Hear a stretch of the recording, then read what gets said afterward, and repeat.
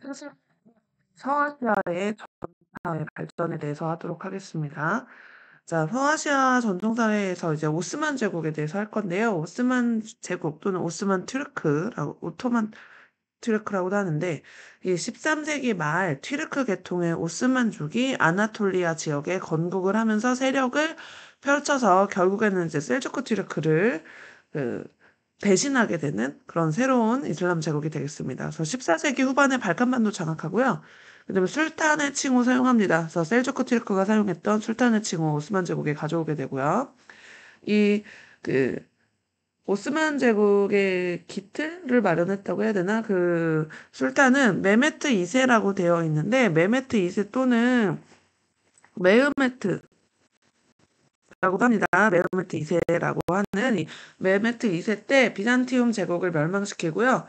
그 비잔티움 제국의 수도였던 콘스탄티노폴리스를 이스탄불로 이름을 바꿉니다. 이스탄불로 이름을 바꿔서 지금 현재도 터키의 이스탄불이라는 이름으로 되어 있죠. 그래서 이스탄불로 이름을 바꿔서 이스탄불을 수도로 삼았습니다. 오스만 제국의 수도였어요. 그리고 통치를 원활하게 하기 위해서 조세 정비도 했습니다. 조세 정비했던 게 이제 메흐메트 2세 또는 메흐메트 2세라고 하는데 그 다음에 이제 오스만 제국을 또 강하게 했던 술탄이 바로 셀림 1세인데요. 셀림 1세는 이집트에 맘룩 왕조가 있었어요. 이집트의 일명 노예 왕조라고도 하는데 그 맘룩 왕조를 정복을 하고 그리고 이때 셀림 1세부터 술탄이 칼리프 칭호를 계승합니다.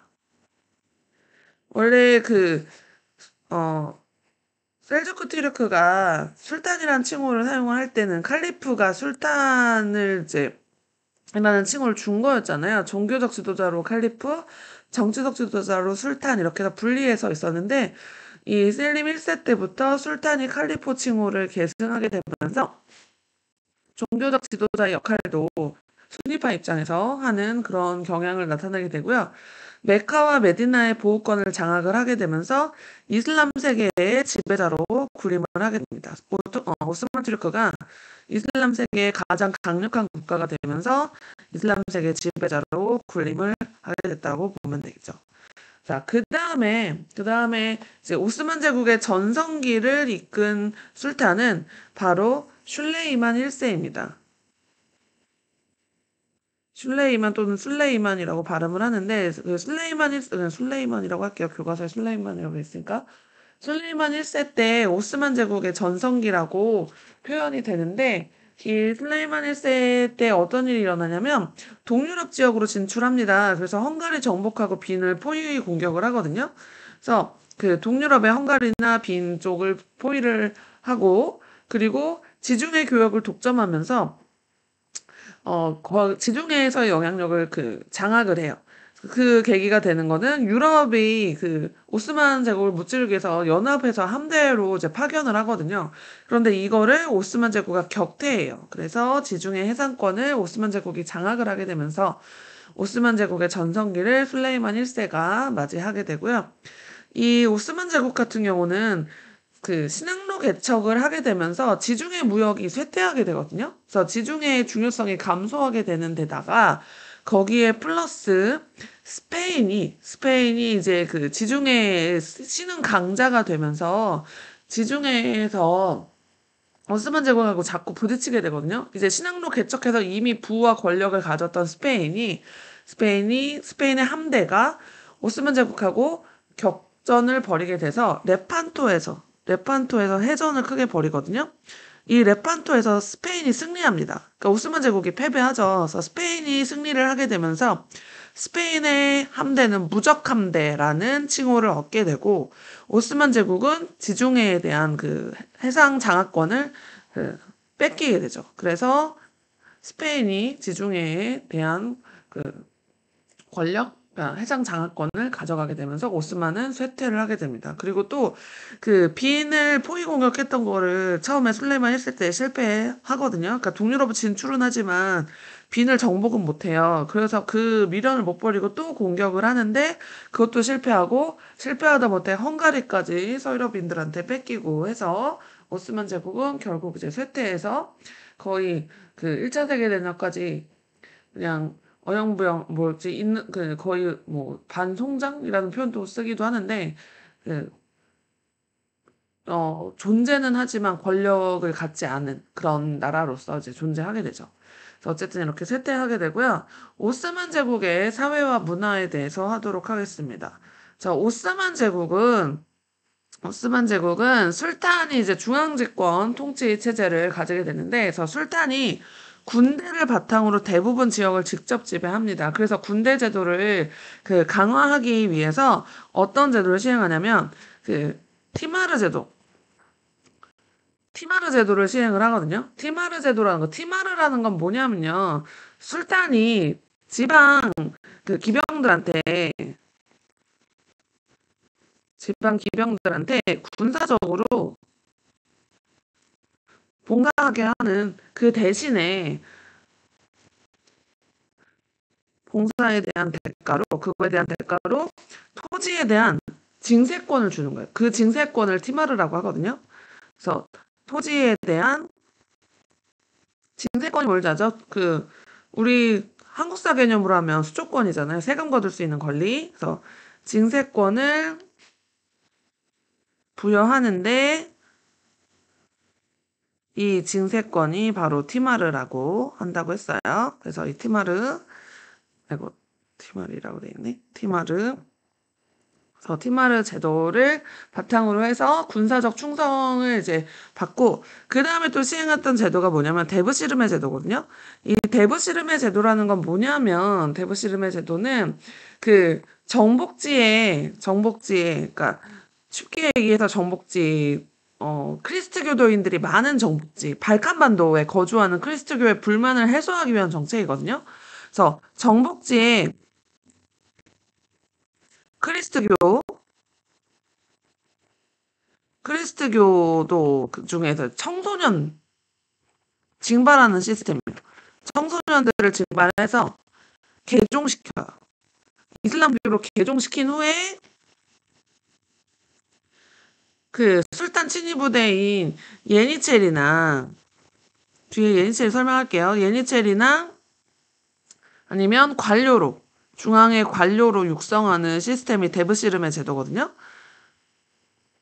그래서 그 크리스트교도들을 너네를 신경 쓰고 있다. 너네도 오스만 제국의 그 제국민이다라고 포용하기 위한 정책이라고 이해하시면 돼요. 그래서 발칸반도에 거주하는 크리스트교의 불만들을 자기들은 배제되고 있다 이런 생각을 하지 못하게, 그런 불만들이 없어지게 하는 제도가 데브시르메 제도인데, 이 데브시르메 제도로 지금 예니체리로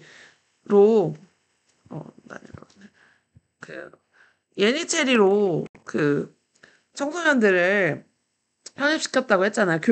개종시킨 후 교육시켜서 이제 육성하는 건데, 이 예니체리라는 거는 뭐냐? 술탄의 친위 부대를 예니체리라고 하거든요. 예니는 새로운이라는 뜻이고요. 체리는 병사라는 뜻인데 새로운 병사라는 뜻이에요. 새롭게 만든 부대, 그러니까 상비군으로 새롭게 만든 술탄의 친위 부대로 만든 부대에, 그래서 그 데브시르메 제도에 의해서 크리스트교도 출신들이 대거 들어가 있고, 그 다음에 또 모든 엘리트 집단들도 많이 육성을 해가지고 이제 그 ANCL로 편성을 하게 되고요.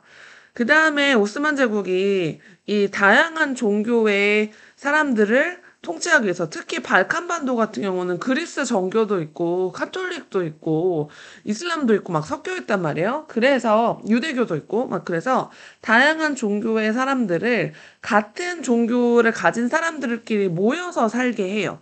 그게 바로 밀레트예요. 밀레트라는 거는 같은 종교로 구성된 종교 공동체거든요. 그래서 같은 종교로 구성된 종교 공동체. 그래서 이 공동체 안에서 자신들의 종교 생활을 자유롭게 영위할 수 있도록 해요. 단 인두세만 내면, 세금만 제대로 내면, 지지야만 제대로 내면 신앙을 인정합니다. 그래서 다양한 민족과 종교가 공존을 하게 돼서 종교적 자유를 누리게 하는 거죠. 종교적 종교적 자유를 주면서 그 폭넓은 자율권을 보장합니다. 종교에 대한 폭넓은 자유를 보장해요. 그래서 폭넓은 자율권, 그러니까 그들이 살고 싶은 대로 살 수 있게. 그래서 오스만 제국의 지배에 대해서 크게 불만 가지지 않도록 일종의 회유책 같은 거라고 이해하시면 되겠죠. 그래서 밀레트를 구성을 했습니다. 이 오스만 제국은 동서교육의 요충지예요. 아시다시피 비잔티움 제국과 페르시아 지역을 그러니까 비잔티움 제국이 있던 곳, 그다음 페르시아가 있던 곳을 다 아우르는 그런 대영토이다 보니까 동서교육의 요충지로서 상업 도시들이 성장을 하게 되고, 이스탄불은 원래 콘스탄티노폴리스 때부터 되게 큰 도시였는데 더 오스만 제국 때 더 번성을 하게 됩니다.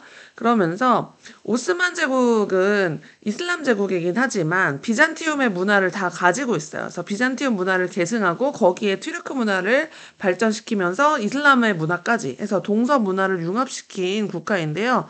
그 대표적인 예가 바로 비잔티움의 양식을 도입한 모스크의 특징을 가지고 있습니다. 비잔티움의 양식, 나중에 서유럽 할 때 비잔티움 양식 제대로 배우겠지만 도움형 지붕에 모자이크 막 이렇게 들어있는 게 비잔티움 양식의 특징이거든요.